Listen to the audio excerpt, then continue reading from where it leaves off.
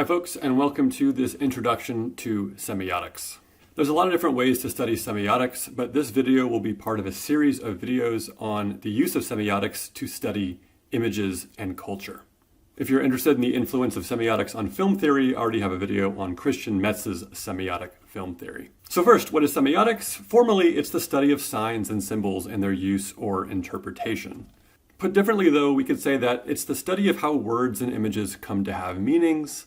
And put in another way, it's really the study of how things we see and hear stand in for ideas. So if semiotics is the study of signs, signs are just things that we see or hear that stand in for ideas that are not present to us. This is not just confined to things that we call signs, like street signs, but also words, images, colors, and particular choices that one might make when they're creating images. The origin of semiotics is usually attributed to these two thinkers, Ferdinand de Saussure on the left and C.S. Peirce on the right. Peirce is an American philosopher, Saussure is a French linguist. And if you've heard the term semiology as opposed to semiotics, semiology is in fact the word that Saussure himself used to describe the kind of linguistics that he was doing, while Peirce coined the term semiotics. For the purposes of this video though, I'm just going to say semiotics, and primarily I'm going to be looking at the thought of Ferdinand de Saussure. If you're interested in some of the applications of C.S. Peirce to various arguments in film theory, I have some videos on that subject as well. So semiotics really comes from this book, Course in General Linguistics, published in 1916. It's the founding text of semiotics and structuralist thought. We'll get to structuralism in a minute. The main goal of this video is to try to understand how we got from the foundations of semiotics in Ferdinand de Saussure's study of language to the more recognizable study of signs for understanding our culture, especially mass culture, that we'll get in a figure like Roland Barthes. Simply put, how does a particular way of understanding language that we get from a thinker on the left get us to a series of methods for understanding how signs in mass culture convey meaning, especially ideologically pernicious meanings, in a thinker like Roland Barthes? That will be the thing that we're going to try to figure out today. So what were some of the cornerstones of Saussure's approach to language, and why is his approach to language understood as a semiotic approach to language? Well, he begins by defining words as signs, and he says that signs are broken up into two components, the signified and the signifier. The signifier is the word that you hear, like tree, or the word that you see, the word tree written out, and the concept is the idea of a tree that comes to your mind when you read that word or hear that word spoken aloud. So signifier is the word tree as it comes out of my mouth, and signified is the idea of tree that pops into your mind whenever you hear that word or whenever you are about to say that word in a sentence that you're uttering to a friend. The thing that made Saussure famous was his claim that the relationship between the signifier and the signified is arbitrary, that it's merely based on convention. So what does that mean? He's basically saying that with all the words in the language that you speak, there is no natural or logical relationship between the particular sound that comes out of your mouth when you say the word and the idea that it conjures to your mind when you hear that word. And I think this becomes more obvious when you study other languages. So in English, the word is tree. In Spanish, the word is arbol. In French, the word is arbre. But each of these utterances, as I say them out loud, and also the squiggles that I write down when I'm writing in these languages, those sounds and those squiggles do not in any way resemble a tree. There is no natural treeness that you can find in those sounds or in those squiggles. And if you studied language before, if you studied poetry, you might realize that we do have a particular family of words that do in fact resemble the things that they signify. They're called onomatopoeias. So the sound that a dog makes, like woof, is an onomatopoeia word for the sound of barking. And you might say that against Saussure, that these words, unlike the word tree, do in fact have a natural correspondence with the thing that they represent, because they are designed to sound like the thing that the dog does. But again, if you've studied other languages, you will realize that there is always a degree of arbitrariness or mere conventionality to the nonsense words that we use to stand in for particular sounds. So in English, we have words like woof, or arf, or bow wow. In French, you have guau guau, and in French, you have hua hua. Every language has slightly different sounds. None of them perfectly maps onto the sound that the dog makes. There's still a degree of arbitrariness, of mere convention, in correctly uttering the phrase woof or guau guau when you're speaking to, say, an English speaker or a Spanish speaker. So whereas on one view, an onomatopoeia word might seem to go against Saussure's claim about arbitrariness and convention. In another sense, it actually proves his point, because even those special words that are designed to resemble the thing that they signify still have a degree of arbitrariness to them. So that's the first claim that Saussure makes about language, that the words that we use do not have a natural or logical relationship to the things that they signify. The second major claim that he makes about language is that words derive their meaning only from their difference from other words in the language. So what do I mean by that? This is a little bit harder to understand. Well, let's take a look at that word tree again. Saussure is saying that in order to understand the sign tree, that is, to understand the utterance tree in the first place, and to understand the idea of the tree in the second place, signifier and signified, you only really come to that understanding through its difference from other signs. So you know that tree is tree because it's not spree and it's not brie. And you know that tree is tree because it's not true and it's not try. And this might be a little bit confusing, but have you ever tried to learn a language and someone is repeating a new word to you and you say it back to them and they're saying, no, you've got it wrong. And they say, it's not this, it's that. And when they repeat these two words to you, to your ears, they sound identical, but to them, clearly they have two different significations. They're two distinct utterances. It is your inability to hear that difference, to hear the distinction, that makes it impossible for you to understand the signifier. So this is what it means on the level of the signifier for Saussure to say that, quote, concepts are purely differential and defined not by their positive content, but negatively by their relations with other terms in the system. The first thing you need to do is to hear the fundamental differences in how the sound is made, and then you'll understand that it is a distinct word. So that's step one. But step two is that you also have to understand the idea, the signified tree, by virtue of coming to understand all the things that are not tree. So you only really understand the idea of tree once you understand the idea of bush and once you come to understand the idea of grass. You're opposing tree to all these other leafy green things that you see out into the world. Now again, this might be confusing, but I want to make it clearer with an example. The way that children start to learn concepts and words, I think, is a really useful example of this idea. So I think it's a reasonable example to imagine that for some children, their first encounter with a four-legged furry animal is their family dog. So let's say you have a child and they learn the word dog and they know that their dog, Rover, is dog. They applied that word concept to that thing in their house. But let's say that the kid goes to the zoo for the first time and the first exhibit that they see is the lion exhibit and they point to that lion and they say dog. And the father says, no, that's not a dog, that's a lion. It is only by saying no to the child, by showing that child the fundamental difference between dog and lion, that the child truly understands what a dog is in the first place. The child probably just used the word dog to correspond to any furry four-legged thing. Didn't really know dog. But once the child starts to learn all these other furry four-legged things, it will truly know dog as a concept based on its difference from similar things that it is not. This is what it means to say that concepts are purely differential and defined not by their positive content, but negatively by their relations with other terms in the system. And it is really this idea that the words that we use come to mean what they mean through the relationships with other words in a self-contained system.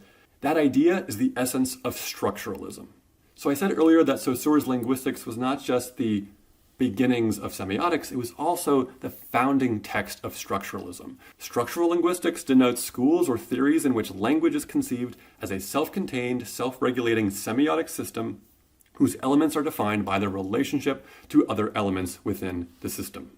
That's the essence of his argument, and that's the essence of structuralism. So right now we have a groundbreaking theory of language whose 2 points are these: that the signifier's connection to a signified is arbitrary, and second, that words derive meaning from difference, or their negative relationship to things that they are not. So now we might say, so what? In other words, how do we get from this weird theory of language that says that words are signs in a self-contained system to a theory of culture, or a methodology for analyzing culture that looks at images and words and tries to uncover the meanings that we might not be aware of? In other words, how do we get from someone who's trying to understand the essence of the word tree and its relationship to the idea of a tree to say something like the function of a tree in a Patagonia ad, which is consistent with the kind of thing that Roland Barthes would do in books like Mythologies? Well, here's how I might put the payoff. If you have a theory of language that says that 1, a signifier's connection to its meaning is arbitrary, and 2, words derive meaning only from difference, then what you have is really an idea about language that is also an idea about thought and reality. So I might put it this way. We usually think that there's this stuff in reality, say children, trees, basketballs, all kinds of things. And then we create words that refer directly to those things. But Saussure's view of language implies that it's really the other way around. So let me try to cash out this intuitive idea of language and reality that Saussure is going against. So in the first book of the Bible, in Genesis, there's a moment when Adam gets to name the animals. Here's the passage. God brought the animals to Adam to see what he would name them. And whatever the man called each living creature, that was its name. Genesis, as you probably know, is a story about the beginning of all things, and there is a micro story within that story about the beginning of language. And that story goes, there's the first man, Adam. He sees a bunch of things that need names, and he points to them and he says, you're a lion, and you're an elephant, and you're a cow. And that's how we got language. So Saussure says, this is so wrong. Here's how Jonathan Binyel, a media scholar, kind of explains this idea. He says, although Saussure never made this leap, his semiotic method, showing how we are surrounded by and shaped by sign systems, leads us to the realization that consciousness and experience are built out of language and the other sign systems circulating in society that have existed before we take them up and use them. Language was already there before we were born, and all of our lives are lived through the signs which language gives us to think, speak, and write with. In other words, it's not as if we have this unmediated access to reality, to basketballs and children and lions, and that we create sounds that correspond with those things. That's just the myth. The truth of it is that we're born into language. And language is a system where the sounds that we use to correspond with ideas is not natural, but arbitrary. And there's no positive relationship between the sounds we use and the ideas we want to communicate, but it's only based on difference, not a one-to-one correspondence between things in reality and the words that we give them. Now, this is an idea that isn't confined to Saussure. It's all over the place. Many philosophers and linguists and artists in their own right have stumbled upon this idea. Because I'm a film scholar, I often think about experimental filmmaker Stan Brakhage, who said, quote, how many colors are there in a field of grass to the crawling baby unaware of green? It's the idea that because there's not a one-to-one correspondence between things in the world and the words we use to communicate about those things, we have to realize that the very specific and finite and constructed words that we've come to use might be restricting our ability to think and to see. How many colors are there in a field of grass if you didn't have the concept green limiting your experience? So basically what Saussure is doing here is he is participating in a broad tendency of 20th century thought, where we think that reality and language are very closely mapped onto each other.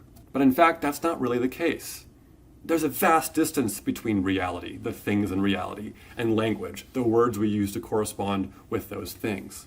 To take a silly example, if I utter the phrase purple dog to you, chances are that you'll be able to understand exactly what I mean. You might even have an image in your mind, an image that's really not that hard to conjure, even though I'm sure that you've never seen an actual purple dog in your life. This is a fairly trivial example of all the ways that language is a signifying system. The phrase purple dog works, not because it corresponds with purple dogs in the world, but because the adjective purple and the property of purpleness can easily map on to the noun dog. And that very simple connection between purple and dog, which is a function of language, allows you to imagine something that is not in reality.